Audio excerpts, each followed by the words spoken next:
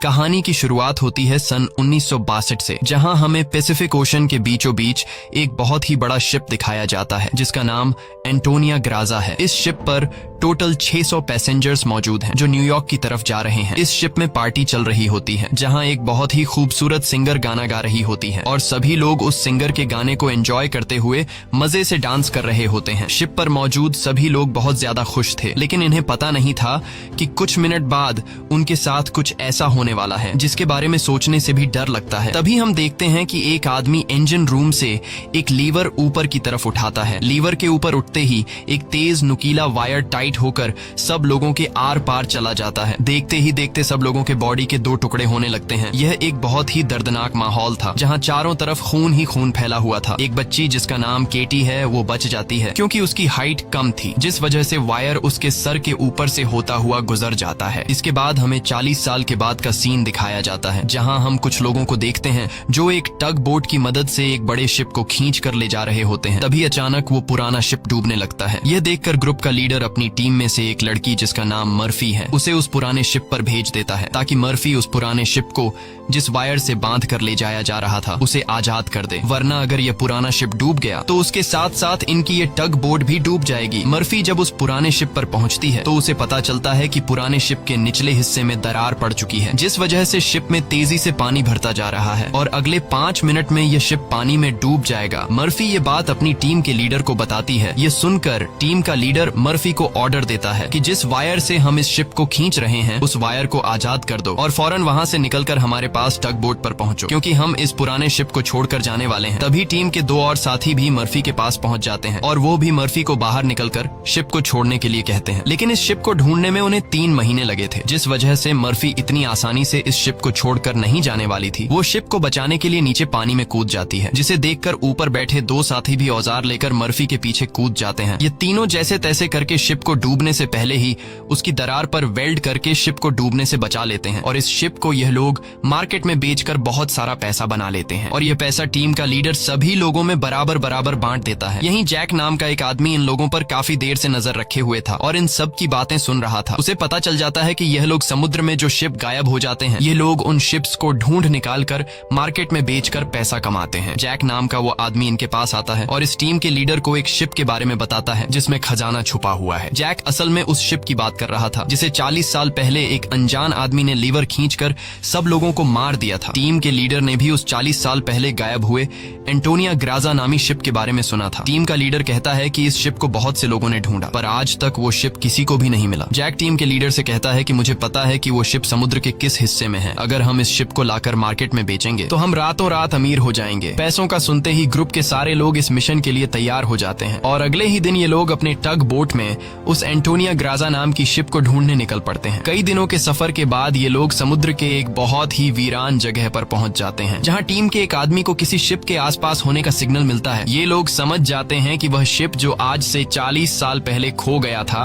वह यहीं कहीं पर है। थोड़ा ही आगे बढ़ने पर इनके सामने एक बहुत ही बड़ा शिप आ जाता है। ये वही शिप है जिसे हमने कहानी की शुरुआत में देखा था और ये शिप पिछले 40 सालों से समुद्र में गायब हो गया था। इस शिप को देखकर ये सभी लोग बहुत ज्यादा खुश हो जाते हैं और उन्हें लगता है कि इस शिप को बेचकर ये लोग माला माल हो जाएंगे। अब टीम का लीडर 2 लोगों को टग बोट में ही रहने के लिए कहता है और खुद कुछ साथियों के साथ उस पुराने शिप की जांच के लिए अंदर चला जाता है। अंदर जाते ही इन लोगों को बहुत ही अजीब सी आवाज आने लगती है जिसे सुनकर ये लोग घबरा जाते हैं। इसके बाद टीम का लीडर अपने साथियों को आगे बढ़ने के लिए कहता है। ये लोग उस आवाज को फॉलो करते हुए एक बड़ी सी घड़ी के पास पहुंचते हैं जहां ये लोग देखते हैं कि उस घड़ी का कांटा अभी भी हिल रहा है। कुछ देर बाद अचानक उस घड़ी का कांटा रुक जाता है। यह देखकर उन्हें कुछ अजीब लगता है। अब ये लोग शिप की ओर जांच करने के लिए आगे बढ़ते हैं। अंदर ये जहाज पूरी तरह से बिखर चुका था, जहां सारी चीजें टूट चुकी थी और जहाज के लोहे में जंग लग चुका था। ये लोग जब आगे बढ़ रहे होते हैं तब उनका एक साथी नीचे फ्लोर टूटने की वजह से गिरने ही वाला होता है कि तभी मर्फी उसे पकड़ लेती है और जब मर्फी अपने साथी को ऊपर खींचती है तब उससे नीचे एक लड़की दिखाई देती है। ये वही लड़की है जो आज से 40 साल पहले यानी कि सन 1962 में शिप में अकेली बची थी, जिसके सिर के ऊपर से वायर गुजरा था। लेकिन हैरान करने वाली बात यह थी कि 40 साल बाद भी उसकी उम्र उतनी ही थी। थी, जिसका मतलब यह है कि यह उस लड़की की आत्मा है। मर्फी उस लड़की को जब दोबारा देखती है तो वह लड़की अचानक कहीं गायब हो जाती है। अब ये लोग जैसे तैसे करके अपनी साथी को ऊपर की ओर खींच देते हैं। यहाँ मर्फी को कुछ समझ नहीं आता कि उसने जो देखा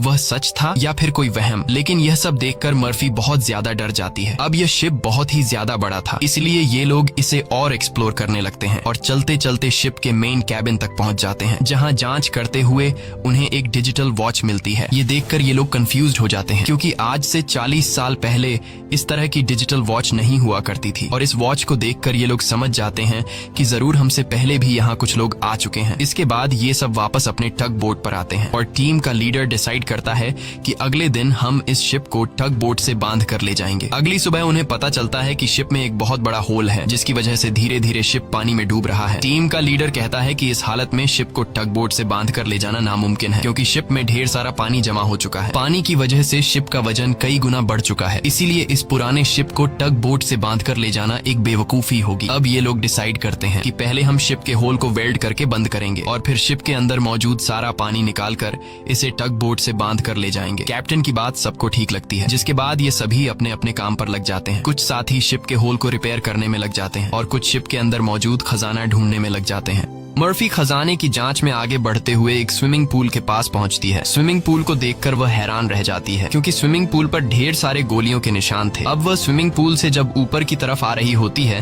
तभी एक बार फिर से वह लड़की मर्फी के सामने आ जाती है, जिसे देखकर डर के मारे मर्फी वापस नीचे पूल में गिर जाती है। उसका सर तेजी से स्विमिंग पूल के फ्लोर से टकराता है और खून निकलना शुरू हो जाता है, पर स्विमिंग पूल उसके खून को अब्सॉर्ब कर लेता है। मर्फी एक बार फिर से जब ऊपर देखती है तो वो लड़की वहाँ नहीं थी और अब वहाँ पर जैक होता है। जैक मर्फी को स्विमिंग पूल से बाहर निकालने में मदद करता है। बाहर निकलते ही मर्फी जैक से कहती है कि मैंने अभी अभी यहाँ पर एक लड़की देखी है, लेकिन पता नहीं वह अचानक कहाँ गायब हो गई। जैक मर्फी से कहता है कि यह तुम्हारा वहम होगा, यहाँ पर कुछ भी ऐसा नहीं है। इसके बाद ये दोनों आगे बढ़ते हैं और इन दोनों के यहाँ से जाने के बाद स्विमिंग पूल पूरी तरह से खून से भर जाता है। दूसरी तरफ टीम के लीडर को उस पुराने शिप के कैप्टन का रूम मिल जाता है। टीम का लीडर जब रूम के अंदर जाता है तो रूम काफी बुरी हालत में था। रिसर्च करने पर टीम के लीडर को वहाँ पर कुछ भी खास नहीं मिला। जब टीम के लीडर की नजर सामने टेबल पर पड़ती है तो वह देखता है कि टेबल पर एक शराब की बोतल और ग्लास में किसी ने पैक बनाकर रखा है। यह सब देखकर ऐसा लग रहा था जैसे अभी अभी कोई शराब पीकर चला गया हो। टीम का लीडर जैसे ही इस ग्लास को उठाकर पीने वाला होता है, तब उसकी नजर सामने लगे शीशे पर पड़ती है और शीशे में टीम के लीडर को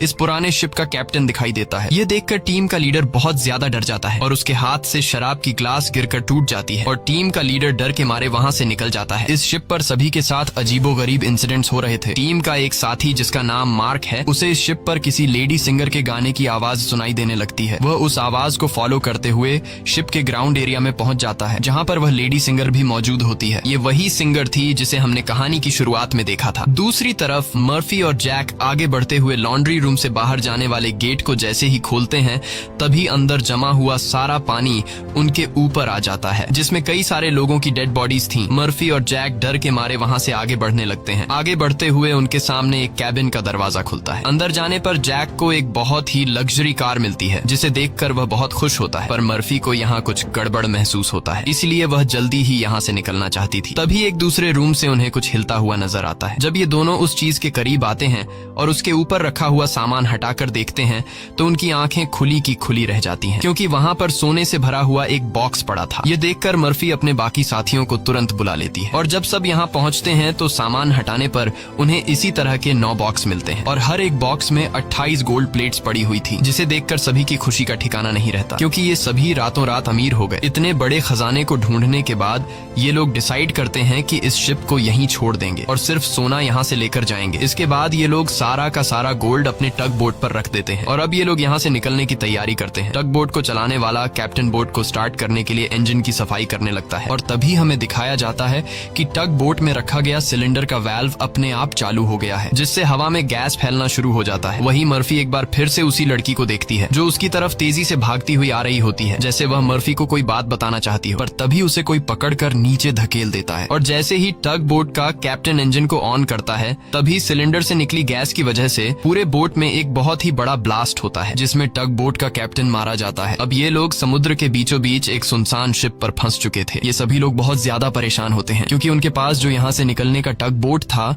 वह पूरी तरह से तबाह हो चुका था। इनका एक साथी जिसका नाम मार्क है, वो अपनी गर्लफ्रेंड की फोटो देखकर बहुत ज्यादा परेशान हो जाता है, क्योंकि 2 हफ्ते बाद उनकी शादी होने वाली थी और अब उसे लगता है कि वह कभी भी यहाँ इस शिप से बचकर नहीं जा पाएगा। परेशानी में मार्क वहाँ रखी कई साल पुरानी शराब पीने लगता है। दूसरी तरफ मर्फी भी कंफ्यूज्ड होती है कि उसे बार बार वह लड़की क्यों दिखाई दे रही है। इसीलिए मर्फी उस लड़की के बारे में जानने की कोशिश करती है। वह शिप के डेटा में पैसेंजर्स के नाम चेक करती है, जिससे उसे पता चल जाता है कि जो लड़की उसे दिखाई दे रही है उसका नाम केटी है। रिसर्च करते हुए वह केटी के रूम तक पहुंच जाती है, जहां अलमारी का दरवाजा खोलते हुए उसे केटी का ढांचा मिल जाता है, जिसे देखकर मर्फी बहुत ज्यादा डर जाती है। फिर जैसे तैसे करके मर्फी खुद को संभालती है और उस ढांचे के गले में लटके लॉकेट को उतार कर देखती है, जिसमें उस छोटी लड़की के पेरेंट्स की फोटो थी जो उसके पीछे ही खड़ी थी। उसे देखकर मर्फी को एक जोरदार झटका लगता है। केटी कहती है कि वह लॉकेट बंद मत करना, क्योंकि बहुत साल बाद मैं अपने मॉम डैड को देख रही हूँ। मर्फी को अब भी यकीन नहीं हो रहा था कि वो एक मरी हुई लड़की से बात कर रही है, पर जब वह लॉकेट को केटी के हाथ में देने लगती है तो लॉकेट केटी के हाथ से आर पार चला जाता है और अब जाकर मर्फी को यकीन हुआ कि यह लड़की कोई इंसान नहीं बल्कि एक आत्मा है। केटी मर्फी को बताती है कि इस शिप पर और भी कई सारे लोगों की आत्मा कैद है और तब तक यह सोल यहाँ से आजाद नहीं हो सकती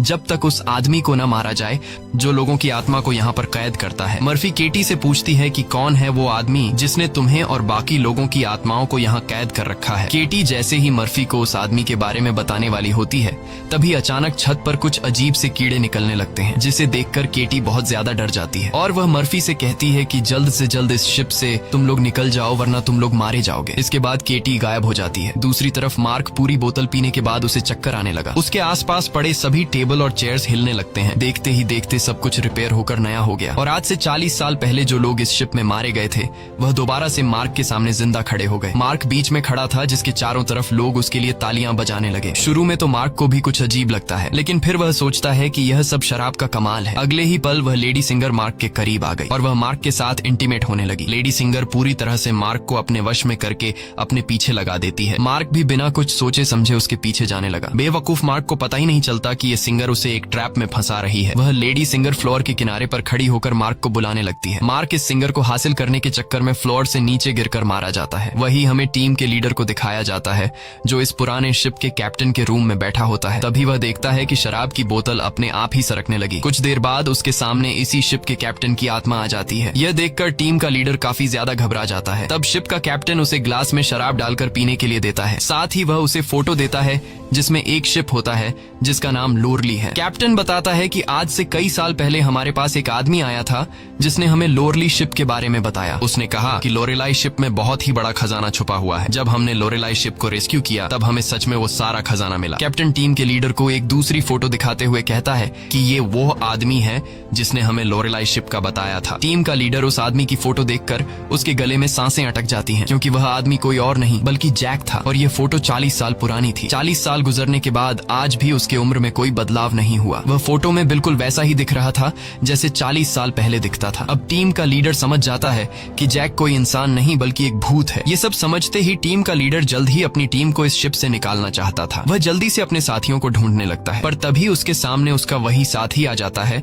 जो टग बोट में गैस खुलने की वजह से ब्लास्ट में मारा गया था। दरअसल ये ब्लास्ट में मारे जाने वाले आदमी की आत्मा होती है, जो टीम के लीडर को मारने के लिए आगे बढ़ता है। लीडर उससे खुद को बचाने के लिए भागता है, लेकिन तभी उसके सामने मर्फी आ जाती है। अब ब्लास्ट में मारा जाने वाले आदमी की आत्मा तो गायब हो जाती है, पर टीम के लीडर को मर्फी का चेहरा उसी ब्लास्ट में मारे जाने वाले साथी की तरह दिख रहा होता है, जो कुछ देर पहले भूत बनकर उसके पीछे आ रहा था। इसीलिए टीम का लीडर मर्फी को भूत समझकर उसके ऊपर हमला कर देता है, पर मर्फी खुद को बचाने के लिए उसके पैर को घायल कर देती है। लेकिन इससे टीम के लीडर का ज्यादा कुछ नहीं बिगड़ता। वह दोबारा से मर्फी पर हमला करने के लिए खड़ा होता है। इससे पहले कि वह मर्फी को मार पाता, तभी पीछे से जैक आकर लीडर को लोहे के रॉड से सिर पर मारकर बेहोश कर देता है। जैक वही आदमी है जो इन सबको यहाँ लेकर आया था। पूरी टीम में सिर्फ टीम के लीडर को ही पता चल चुका था कि जैक कोई इंसान नहीं बल्कि एक डीमन है, और जैक को भी समझ आ गया था कि टीम के लीडर को मेरी सारी सच्चाई मालूम हो गई है। इसलिए वह टीम के लीडर को अपने रास्ते से हटाने के लिए सबको उसके खिलाफ भड़काता है। वो कहता है कि अगर ये दोबारा होश में आ गया तो यह हम में से किसी को नुकसान पहुंचा सकता है। सबको जैक की बात ठीक लगती है, इसलिए यह लोग अपने लीडर को एक टैंक में फेंक देते हैं। अब यहाँ से निकलने का कोई और रास्ता न मिलने पर यह लोग प्लान के मुताबिक शिप को रिपेयर करने के काम में लग जाते हैं। जल्द ही शिप में जिस सुरंग से पानी अंदर आ रहा था उस सुरंग को यह लोग वेल्ड कर देते हैं और पंप के जरिए जहाज के अंदर जमा हुआ पानी बाहर निकालने लगते हैं। मर्फी देखती है कि उनका एक साथी जिसका नाम मार्क है वो कहीं भी नहीं दिखाई दे रहा, इसलिए मर्फी उसे ढूंढने निकल पड़ती है। तभी उसके सामने उस लड़की की आत्मा एक बार फिर से आ जाती है जो उसे दिखाती है कि तुम जिस आदमी को ढूंढ रही हो वह मर चुका है। यह मार्क होता है जो लेडी सिंगर को पाने के चक्कर में मारा गया। और अब यह लड़की मर्फी के कंधे पर हाथ रखकर उसे 1962 की उस रात में ले जाती है जहां यह सारा इंसिडेंट हुआ था, जब सबके सब शिप में मारे गए थे। उस रात शिप पर मौजूद सभी लोगों को बहुत ही बेरहमी से मारा गया था और यह सब एक ग्रुप कर रहा था जिसका मकसद था इस शिप पर मौजूद सारा गोल्ड चुराना। इन लोगों ने कुछ लोगों को खाने में जहर मिलाकर मार डाला, कुछ लोगों को वायर से काटकर उनके 2 टुकड़े कर दिए और कुछ को गोलियों से छलनी कर दिया गया। इनके कहर से केटी भी नहीं बच पाई। उन्होंने केटी को उसके रूम में ले जाकर फांसी पर लटका दिया। इन सब के पीछे थी वही लेडी सिंगर जिसने गोल्ड लूटने के लिए यह पूरा प्लान बनाया था और अपने लोगों की मदद से उसने शिप पर मौजूद सभी लोगों को मार डाला। अब सारा गोल्ड उनके कब्जे में था। शिप का ऑफिसर भी लेडी सिंगर से मिला हुआ था। लेडी सिंगर के एक इशारे पर वह अपने ही साथियों को मार देता है, लेकिन जैसे ही वह मुड़ता है लेडी सिंगर उसे भी गोली मार देती है। लेडी सिंगर को लगता है कि सारा गोल्ड अब उसी का हो चुका है क्योंकि शिप पर मौजूद सभी लोग मारे जा चुके थे। लेकिन यही एंट्री होती है एक ऐसे आदमी की जो इस पूरे गेम का मास्टरमाइंड था और वह लोहे की चेन से लेडी सिंगर को लटकाकर मार देता है। मर्फी केटी की मदद से ये सब देख रही होती है और तभी वह इस गेम के मास्टरमाइंड को भी देख लेती है, जिसे देखकर मर्फी शॉक हो जाती है क्योंकि वो आदमी कोई और नहीं बल्कि जैक है जो इन्हें गोल्ड का लालच देकर यहाँ पर लेकर आया क्योंकि शिप में छेद हो चुका था और शिप धीरे धीरे पानी में डूब रही थी। इसलिए शिप को बचाने के लिए कुछ ऐसे लोगों की जरूरत थी जो शिप को डूबने से बचा सके, इसलिए जैक ने चालाकी से इन्हें यहाँ लाया। अब शिप पूरी तरह से ठीक हो चुकी थी, इसलिए जैक को अब इन लोगों की कोई जरूरत नहीं थी और अब वह इन सबको भी मार देगा। यह सब समझते ही मर्फी को याद आता है कि हमने जैक की बातों में आकर अपने लीडर को टैंक में बंद कर दिया था। अब मर्फी अपने लीडर की जान बचाने के लिए उसके पास दौड़ कर जाती है, लेकिन अब टैंक में पानी भरने की वजह से लीडर की मौत हो गई होती है। मर्फी अपने लीडर को बचाने के लिए टैंक का कांच तोड़ने की कोशिश करती है, पर टैंक का कांच बहुत ही मजबूत था, इसलिए लाख कोशिश करने के बावजूद भी लीडर को बचा नहीं पाती। इसके बाद मर्फी अपने एक साथी के पास आती है जिसका नाम डॉज है। मर्फी डॉज को जैक की सारी सच्चाई बता देती है और कहती है कि जैक तुम्हें जहाँ भी नजर आए उसे शूट कर दो, मैं अपने एक और साथी को ढूंढने जा रही हूँ। मर्फी के जाने के कुछ देर बाद जैक डॉज के सामने आ जाता है, जिसे मर्फी ने कहा था कि जैक जहाँ भी नजर आए उसे शूट कर दो। डॉज जैक से कहता है कि यहीं पर खड़े रहो और अपनी जगह से हिलना मत। ये सुनकर जैक समझ जाता है कि मर्फी ने इसे मेरी सारी सच्चाई बता दी है। तब जैक डॉज को बातों में उलझाकर डॉज से बंदूक छीनने की कोशिश करता है, लेकिन डॉज जैक की होशियारी समझ जाता है और वो फौरन जैक पर बंदूक की गोली चला देता है, जिससे जैक दूर जा गिरता है। जिसके बाद डॉज जैक के पास आता है और देखता है कि जैक मारा जा चुका है। यह देखकर डॉज वहाँ से चला जाता है, लेकिन हम देखते हैं कि जैक अभी भी मरा नहीं है। दूसरी तरफ मर्फी अपने जिस साथी को ढूंढने गई थी, मर्फी को पता चल जाता है कि वो पानी में मारा गया है। अब डॉज के अलावा मर्फी के सारे साथी मारे जा चुके थे, इसलिए मर्फी डिसाइड करती है